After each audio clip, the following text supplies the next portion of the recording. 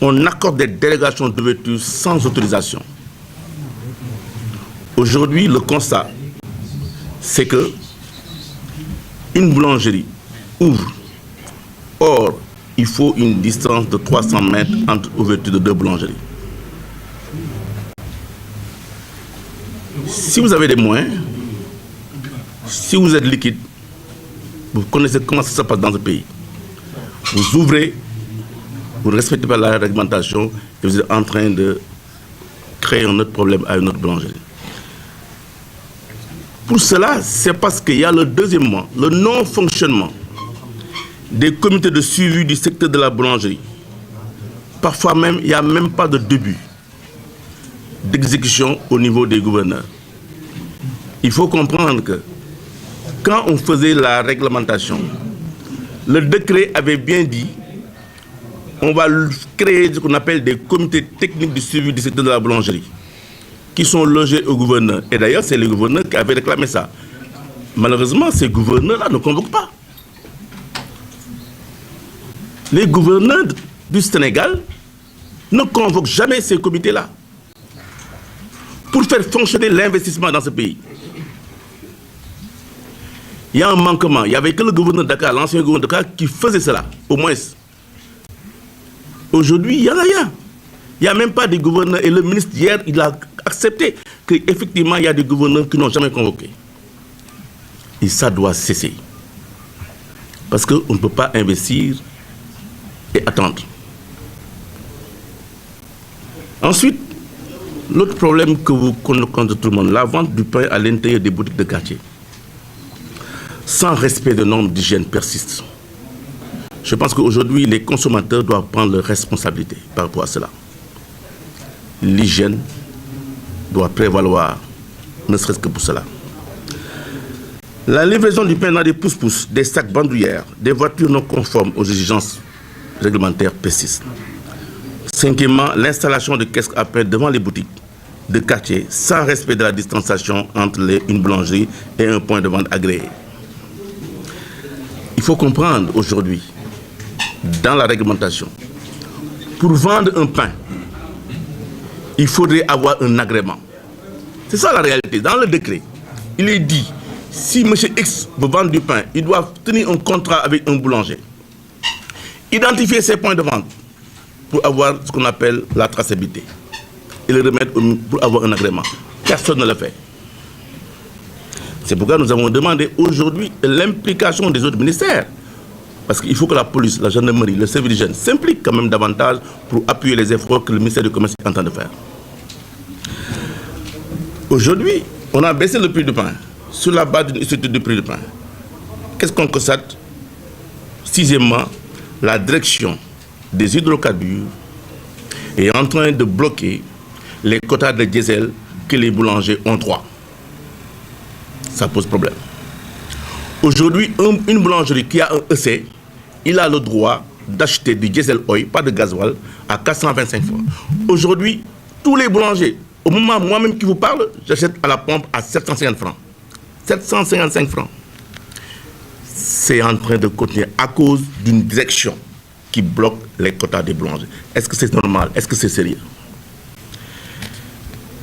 L'autre point important, c'est la hausse des intrants, comme la levure et les améliorants. Par exemple, la levure coûtait 20 000 francs. Aujourd'hui, je peux l'avoir entre 26 000 et 30 000 francs. Entre-temps, au mois de juillet,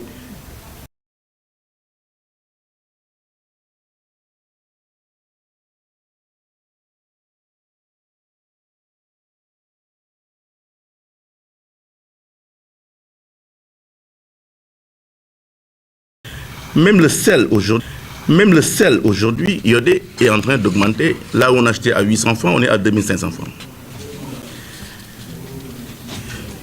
Et les consommateurs nous exigent aussi de bons emballages. Est-ce que c'est normal d'emballer le pain avec des journaux? C'est pas normal. Et pourtant, malgré toutes ces hausses, la FNBS et le RBS, le groupement des boulangers, conscients de la souffrance des populations, face à la hausse généralisée des prix, continue de chercher des solutions ou des alternatives avec les autorités. Avec le ministre du Commerce, je précise bien de l'Industrie qui nous a reçus le 14 janvier 2025, oui, nous avons bien abordé tous ces problèmes-là. En réponse à ces préoccupations, il nous a rassurés de la ferme volonté de son ministère de nous soutenir. Il a annoncé dans les meilleurs délais l'assainissement du secteur avec le respect des dispositions du décret 2217 et des arrêtés 73-118 du 3 mars 2020, l'arrêté 00-97-93 du 13 mai 2020 et l'arrêté 118-65 du 26 avril 2022. Je pourrais mettre à vos dispositions tous ces arrêtés qui va réguler le secteur.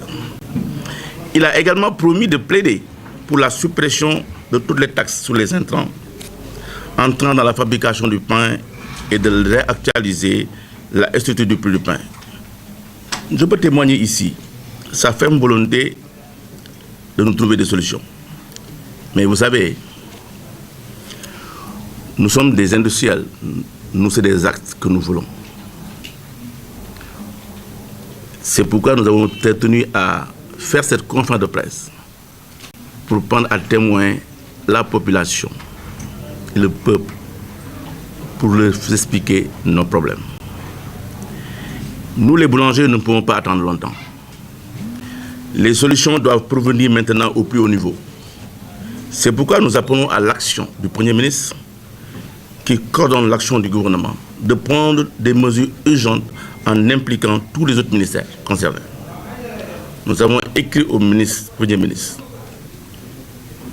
Nous avons écrit au président de la République. Depuis des mois, on ne nous a pas répondu. Mais est-ce que c'est un début de réponse?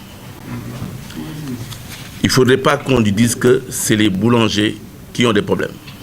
Ce n'est pas nous, nous sommes dans les légalistes. Nous sommes en train de faire ce qu'ils doivent faire. Ce que nous voulons aujourd'hui, pour être simple, c'est faire appliquer la réglementation existante. Supprimer toutes les taxes entrant dans la fabrication du pain. Procéder à la baisse des droits de douane sur la levure et les améliorants qui ont occasionné la hausse vertigineuse de ces intrants. Nous avons été l'exemple de la Côte d'Ivoire. Je vais vous donner le document de la Côte d'Ivoire. Les produits entrants comme la levure, les améliorants ne payent aucune taxe par rapport à cela. C'est ce que nous voulons. Mais au Sénégal, au contraire, nous augmentons nos taxes. Taux de taxe tue l'impôt. Et mettre aussi, surtout, en place une tarification sociale de l'électricité pour les boulangers. On ne peut pas nous dire aujourd'hui que le pain est un produit social et que nous ne pouvons pas bénéficier d'une tarification sociale. Parce qu'il faut comprendre que le prix du pain que vous êtes en train de prendre là, ce n'est pas la réalité. Ce n'est pas la réalité. Si nous appliquons la vérité des prix, le pain devait coûter minimum 200 à 250 francs. Malheureusement, nous sommes des acteurs, on a compris, des autorités qui sont venus, qui ont imposé un prix que nous avons accepté, mais en espérant que toutes ces revendications que je suis en train de vous dire aujourd'hui devaient être réglées, et ce n'est pas fait depuis 8 mois. C'est ce que nous ne pouvons pas continuer. Pour les boulangers du Sénégal, le non-respect de cette réglementation va nous replonger dans un coma profond. Faillite totale. J'ai dit tantôt que beaucoup de boulangeries sont en train de fermer. Il y en a qui sont fermés à cause de la fiscalité, qui est un danger pour ce pays-là. Aujourd'hui, nous constatons des boulangeries qui sont fermées à cause de l'impôt. Des boulangeries qui ont fermé à cause d'une mauvaise gestion, certes. Mais il y a des boulangeries qui sont fermées à cause d'un problème social aussi. Il y a encore des boulangers qui peuvent continuer parce qu'ils n'ont pas de recette. Le cash flow même ne peut pas rien faire pour eux. Pour vous dire qu'il y a différentes catégories de fermeture. Mais ce qui est plus aberrant, c'est que nos agents du fisc puissent fermer une boulangerie parce qu'il a des retards d'impôts. Ça, c'est extrêmement grave. On devait élargir l'assiette fiscale, ça n'a pas été fait. Cette bataille Donc aujourd'hui, on compte sur le terrain que la réglementation n'est pas appliquée. Peut-être difficile à appliquer. Et pourtant, c'était une promesse ferme des nouvelles autorités pour un gel de notre revendication principale, à savoir la vérité des prix. Parce qu'il faut comprendre, en juin, nous avions exigé la vérité des prix. Mais étant de nouveaux régimes, ils voulaient quand même nous appuyer, nous accompagner sur notre revendication principale. Ça n'a pas été fait. Donc le contexte économique aujourd'hui l'exige. Aujourd'hui, cette anarchie dans ce secteur doit cesser et nous appelons la responsabilité de l'État. Cette bataille doit être le combat des consommateurs. Est-ce que vous voulez que les normes d'hygiène de fabrication de levaison changent? Est-ce que vous voulez un pain de qualité? Nous ne pouvons pas tolérer cette anarchie qui profite à certains acteurs qui font une concurrence déloyale aux artisans boulangers qui sont aux normes. Ainsi, nous demandons solennellement au président de la République d'atténuer la souffrance des boulangers et de veiller à l'application et à l'applicabilité des dispositions du décret et des arrêtés, en donnant des instructions fermes aux ministères concernés. Ce que nous voulons aujourd'hui, ne serait-ce que la convocation d'un conseil interministériel. Ensemble, nous engageons pour la modernisation du secteur de la boulangerie et merci de votre attention. Je voulais simplement, pour une compréhension, vous énumérer. J'ai pas terminé. Hein. Je voulais vous donner la quintessence de nos discussions avec les autorités, avec le ministère du Commerce. Je n'ai pas cité les points. Je veux que vous compreniez les points qu'on a cités. Pour vous expliquer, les points qu'on a discutés avec le ministère du Commerce, il a pris ses engagements, c'est le non-respect des ouvertures de boulangerie. Nous avons donné nos besoins exprimés et les actions préconisées. C'est ce document-là. Le non-fonctionnement des comités techniques que j'ai parlé tout à l'heure. Le non-respect des termes de distribution du pain. Le problème des quotas, de livraison de quotas. Le refus, que je n'ai pas cité tout à l'heure, le refus. C'est pour parler de la conséquence. Il y a le ministère de l'Environnement que je n'ai pas cité. Aujourd'hui, depuis 2022, il faut que vous compreniez une chose que nous disons. Depuis 2022, les comités régionaux, si je prends l'exemple de Dakar, a donné beaucoup de boulangeries des autorisations préalables d'ouverture. C'est-à-dire qu'ils doivent une autorisation d'ouverture. Il faut comprendre dans la réglementation, si vous avez votre autorisation d'ouverture préalable, vous devez aller au ministère de l'Environnement pour avoir ce qu'on appelle un numéro d'établissement classé, comme les stations d'essence. Nous sommes de classe 2. Aujourd'hui, toutes ces nouvelles boulangeries qui ont une autorisation préalable ne peuvent pas avoir un EC pour même pouvoir bénéficier même du gasoil détaxé à 425 francs. C'est à cause simplement d'une lenteur administrative, du fait que les gouverneurs n'ont pas transmis à temps les documents au niveau du ministère pour qu'ils donnent la signature. Donc le ministère de l'Environnement s'est figé pour dire, tant que j'ai pas cette autorisation préalable, je ne signerai aucun EC. Ce qui fait qu'il y a un grand problème entre les deux ministères. C'est pourquoi la convocation d'un conseil interministériel pour résoudre tous ces problèmes-là que nous sommes en train de vivre, qui n'est pas de notre faute. Donc, les problèmes du gouverneur, les problèmes du ministère de l'Environnement, le problème du ministère du Commerce et de l'Industrie, vraiment nous créent de sérieux problèmes. Et j'ai parlé de la hausse des intrants, avec nos problèmes, mais surtout la réactualisation du prix. La réactualisation des prix. Parce qu'il y a des coûts de l'électricité qui est insupportable. Nous sommes des gens qui donnent des solutions. Nous avons dit qu'il faut immédiatement, notre revendication principale aujourd'hui, c'est la suppression de la TVA sur les factures d'électricité. Subventionner l'achat de kits solaires pour les boulangeries afin de réduire le coût de l'électricité qui est devenu une charge importante dans l'étude du prix du pain. Nous avons des partenaires qui sont prêts à appuyer les boulangers à avoir des kits solaires pour leur boulangerie, mais il faut que l'État subventionne cela parce que le kit solaire va être très cher. Donc,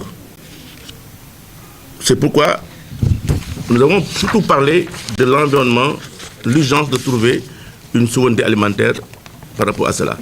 Pour cela, il faudrait la modification du décret 79-635 bis qui va rendre obligatoire l'incorporation des céréales dans la panification. Ce qui fait qu'aujourd'hui, quand vous venez dans une boulangerie, vous pouvez avoir la possibilité d'acheter du pain blanc, du pain de mie, du pain de maïs, n'importe quel pain de pain.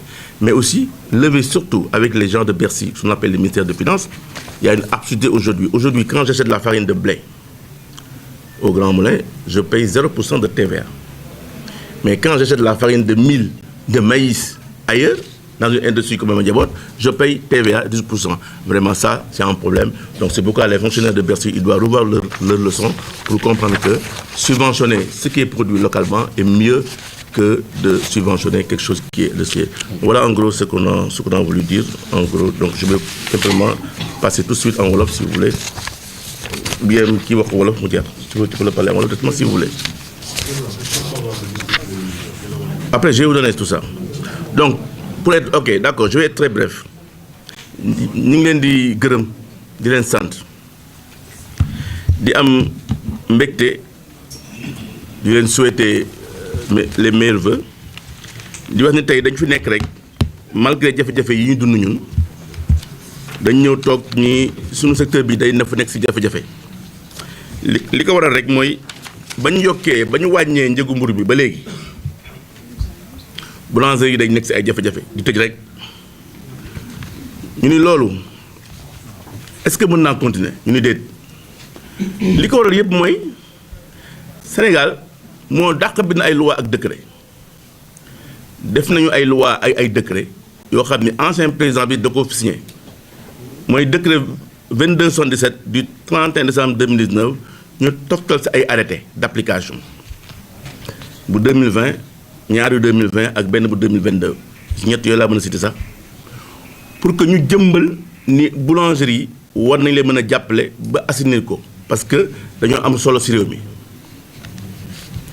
waaye loolu nekkagul loolu tax na nag kon ñu nekk ci ay jafe-jafe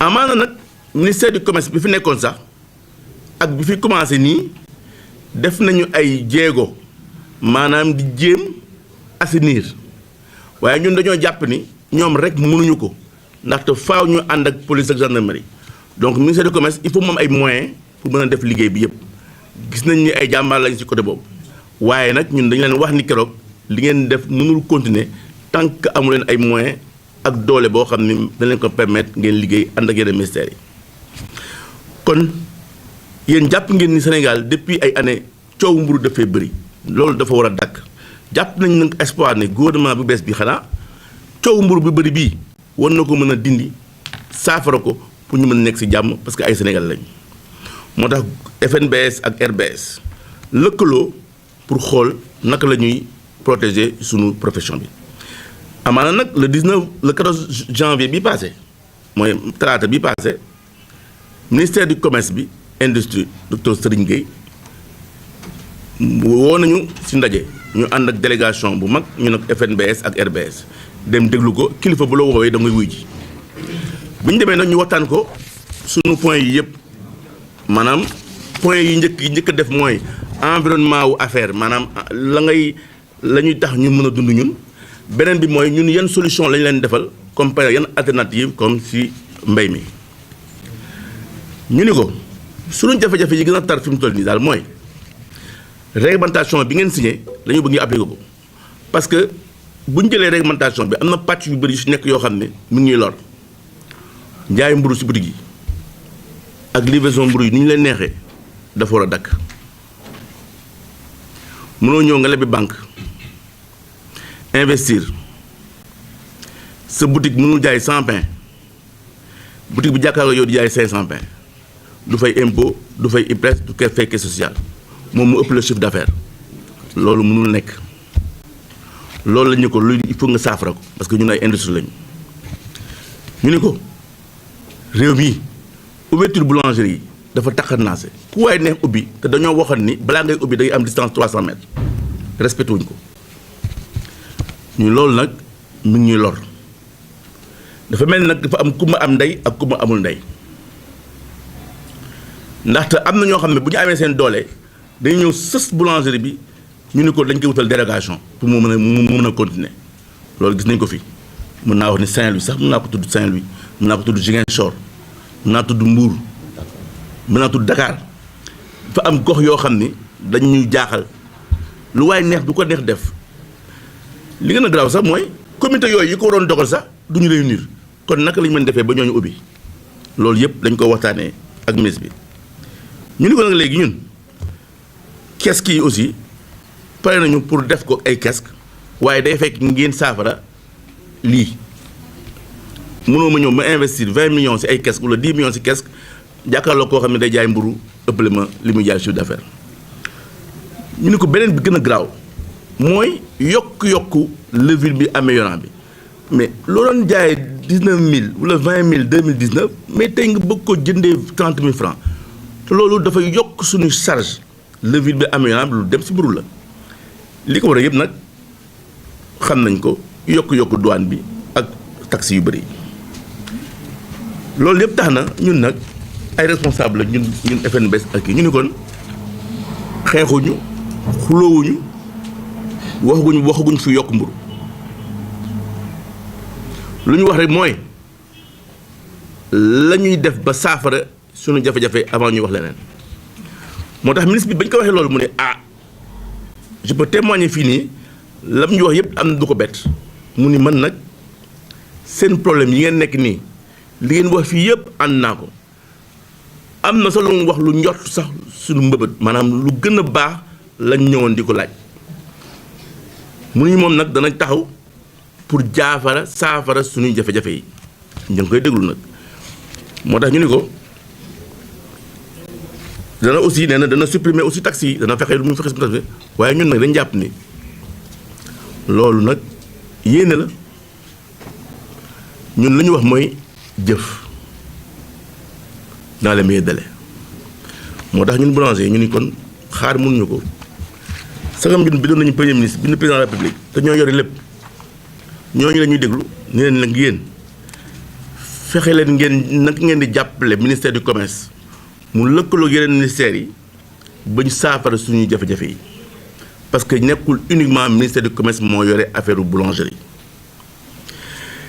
moo tax ñu ni kon ñun dañ jàpp ni premier ministre bi nga xam ne moom mooy coordonner action gouvernement bi yëpp moom moo war a taxaw ci yëf yi pour jàppale ñu te am nañ yaakaar ci moom peut-être lañ ko jëkk wax rek mooy na fexe ba réglementation bii mu bind nañ ko respecté parce que réew na Sénégal yéen a dàq bind fii ay këyit waaye bu ñu ko respecté mu benn loi dañ ko respecté ñu supprimer taxes yi nga xam ne moo nekk ci levure bi améliorant bi sonal nañu li ko waral mooy dafa am benn taxe bu ñu teg fii boobu ba léegi ñuy importé dañuy fay 3% xaw ma benn taxe bu ñuy wax Promat pour jàppale douane fayaat 18% TVA fayaat encore ay droits de douane loolu mënu ko ne loolu moo tax charge affaire bi yokk loolu ñu 19 000 dem ba 30 000 loolu moo tax ñu ni kon jot na ñu dindi loolu te mën nañ ko ñu def comme Côte d'Ivoire na mu def parce que ñun dañuy dem Côte d'Ivoire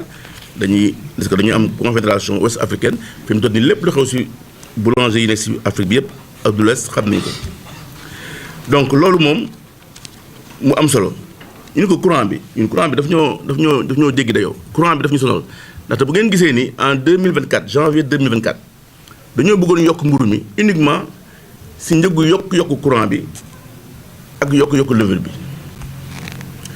loolu la bëgg loolu ñu rappelé ko maanaam 2024 janvier 2024 dañoo bëggoon yokk uniquement mburu parce que courant bi dafa yokkoon kii bi yokkoon ñu nekkoon booru élection ñu jig ñu ay dem fii ñu jig ñu lu nekk ñun ay opposant ngeen ay affaire yooyu ñu jël ko teg suuf parce que bëggu ñoo tooñ kenn bëggu ñoo lor kenn waaye loolu léegi 2025 bi ñu nekk nii amul élection amul wote amul dara te weeru koor lañ jëm duñu nokk la di xaar ba weeru koor nag di xaar lu ñuy xaar mu lu nekk ci kon jëf ji balaa weeru koor bi la ñu koy xaar léegi nag loolu moo tax ñu ni kon premier ministre ñu koy ñaan daal na fexe tout pour que ñu appliquer réglementation bi nga xam ne moom moo ñuy soxal fexe naka la mën a def ba nga xam ne taxes yooyu ñu waxoon mu wàññeeku pour ANACIM bi dem di ñaan nag combat bi ñuy mënee du wat boulanger yi ñoo ko def yéen consommateurs yi war ngeen ko def ndaxte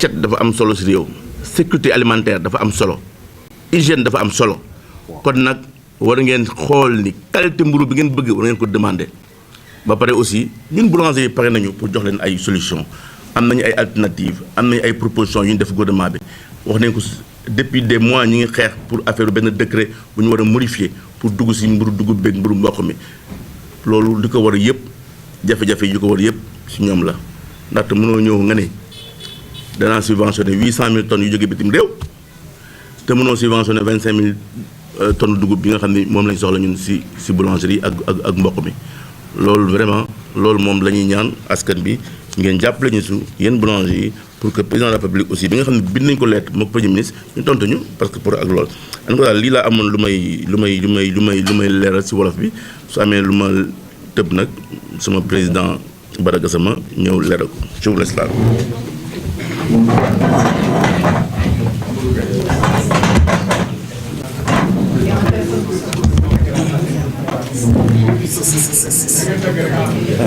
da ngay tënk. waaw. ok. ok.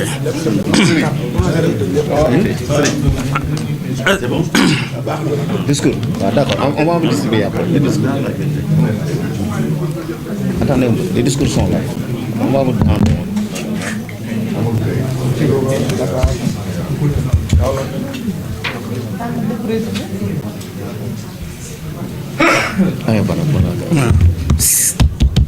asalaamaaleykum wa rahmatullah yéen mbokki journalistes yi ñu ngi leen di nuyu mbokki boulangerie yi fi teew yëpp di ci jiital président Gaye muy président fédération nationale de boulangerie du Sénégal man Bada Gassama président di RBS ma teewal fi waa RBS ak ñi nga xam ñi ngi ñëw comme président fédération bi li ma wax muy président Amadou Gaye leeral na lu bari dama koy tënk li nu tax a jóg ci lu gàtt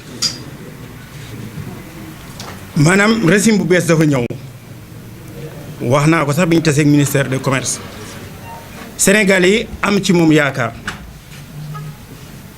parce que nee naa depuis à part Senghor bi ñu koy fal man fekkuma fi waaye yeneen président yi fi nekk yépp amul benn président boo nga xëy ni askan wi ñoo la tànn fal la xam nga lu tax Abdou Diouf Senghor bi muy dem la ni Abdou ngi noonu jox bàyyi ko mu jeexal mandaam yeggale mandat Senghor te nun Sénégal xam nañ ni ku nekk ci ngóor yëf yi dalay yomb Abdoulaye Wade kenn ku ne xam na ni premier tour amul woon sax 40%.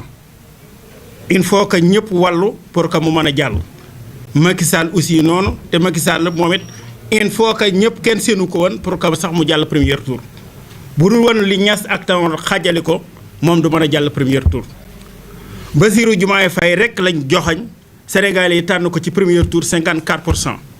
boulangerie boo ñi si askan wi amee yaakaar noonu la boulangerie amee ci moom yaakaar ba tax na bi nga xamee ni jóg nañ ni dañuy wàññi dund bi te boole ci mburu mi nga xam ne noonu moo nu concerné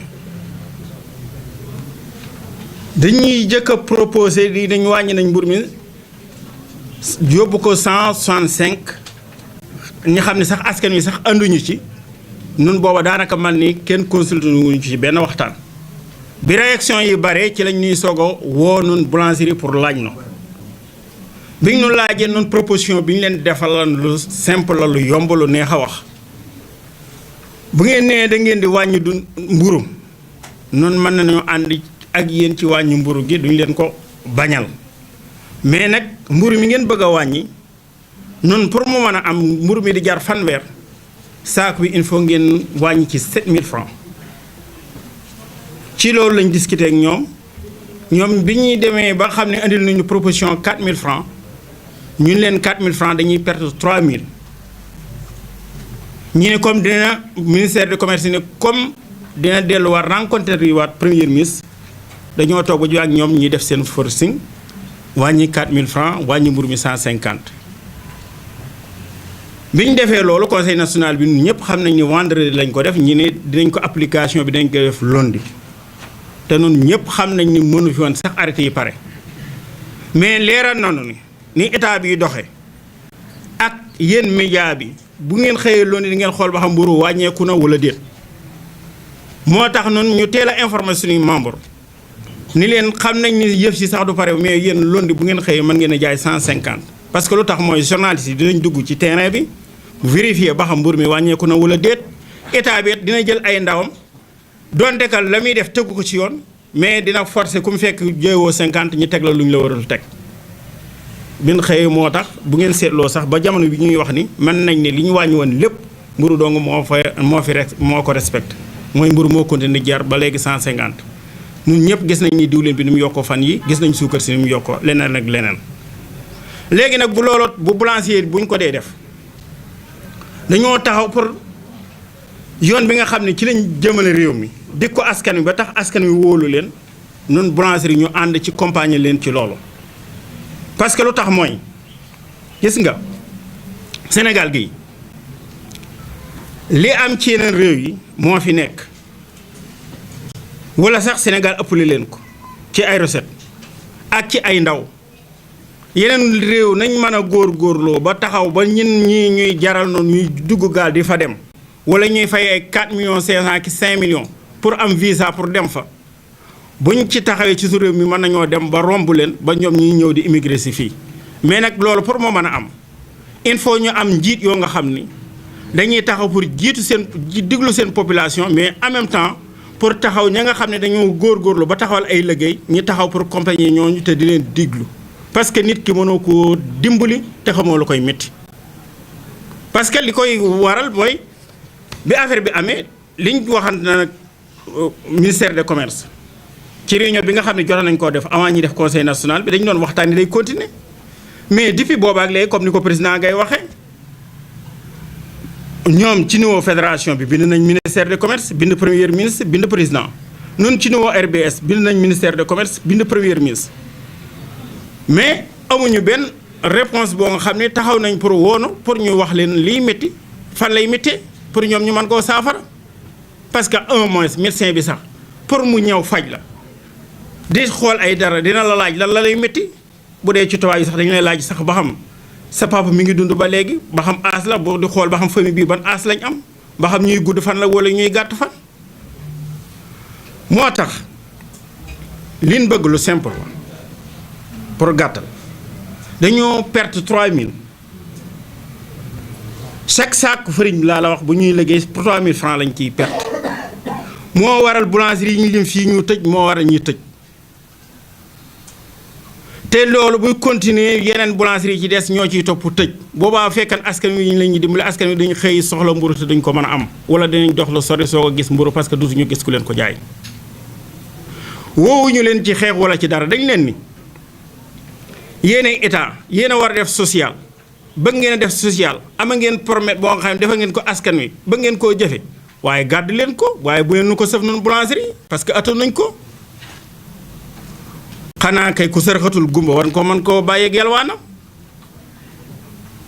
lii moo andi coow li léegi nag biñ fédération bi annoncé seen point de presse ministère de commerce woote na président Gaye wax ma ko ñu wuy ji comme ni mu ko waxee itam digge na ba digge noonu lu xalaatul woon noonu nag fi mu ne fi ñu toll du ay digge rek lañ soxla li ñu soxla mooy ku jëf ñu gis parce que nag ku nekk ci géej lab soxlawul ku ko naan ko xaaral ma wala sappoor ak xaaral ma wala lii ku ko fekk ko sowe ko la soxla te foofu lañ toll. beneen bi ci des mooy comme ni mu ko waxee mbiru mburu li ci aju lépp benn ministère da koo yorul te ministère de commerce mënta commandé yeneen ministères yi ci des lim man rek mooy wax leen wala ñaan leen mais am nañ ku leen chef muy le premier ministre. moom mi nga xam ne moo leen moo mën a woo dajale leen na leen woo dajale leen woo boulangerie ñu taxaw càmbar secteur bi xool li ci métti ñi saafara ko balaa leen di xew waaw maanaam ci gàttal loolu lañ bëgg na tënk li ko wax waral mooy am nañ ay levier courant bi nañ fexe taxes yi nga xam ne TVA yi ci gouvernement bi am ñu tegg ko defal trêve sociale pour boulangerie yi parce que comme nee nañ mburu social la kon lépp lu cay dem social la war a doon carburant bi ñuy jëfandikoo am na TVA nañ fexe koo tegg léewri bi ak yeneen comme ni ko président Gaye waxee TVA yi ñu ca teg ba ak port bi ñu yokk taxi ba tax mu cher nañ ko tegge pour que mu boulangerie mën a noyyi te yooyu nag mooy yi nga xam ne nag mooy yi gën a yi ñi nga xam ne dañ koo soxla léegi-léegi parce que lu mën a nekk léegi-léegi la beneen bi ci des surtout muy réglementation bi comme ni ñu ko waxee loolu nga xam ni ñëpp la concerné ci askan wi parce que ñun ñëpp ñoo xëy ci dugg ci bit ci dëkk bi xam nañ fi mburu mi jaar ak niñ koy joxee mburu mi ah mburu benn place nga fekk fa lu mat 10 mburu yoo nga xam ne bokkuñu boulangerie buñ jógee bu fa benn mbir xewee ban boulangerie nga mën a xam ba xam moom la am déet kon kay jot nañu mën a encadrer boulangerie comme ni réglementation bi wax ba nga xam ne foo jënd mburu problème bu fa am dañuy ne mburu boulangerie sàngam la te buñ ko defee ti perte bi nga xam ne moom la boulangerie di def perte boobu dina gën a wàññiku nun lii lañ wax ni état bi nañ ci taxaw mooy na xool njëgu mburu mi li mu war a jar bu fekkee gis na ni moom njëg gi mi jar ëpp na ko état am na doole mën a subventionné ba njëggat yam fi mu bëgg mu yam fa boo ko defee boulangerie benn boulangerie du perte dinañ mën a liggéey normal ànd accompagner ko ci li nga xam ne moom lañ bëgg parce que nag réew mënta avancé lu dul ay doomi réew ma ñoo ko mën a avancé donc ay waa Chine ñooy ñëw dina ko defar wala waa France mais sénégalais yi surtout yi nga xam ne ñooy góorgóorlu ñooñu la état bi war a diglu accompagner leen ak benn boor boo nga xam ne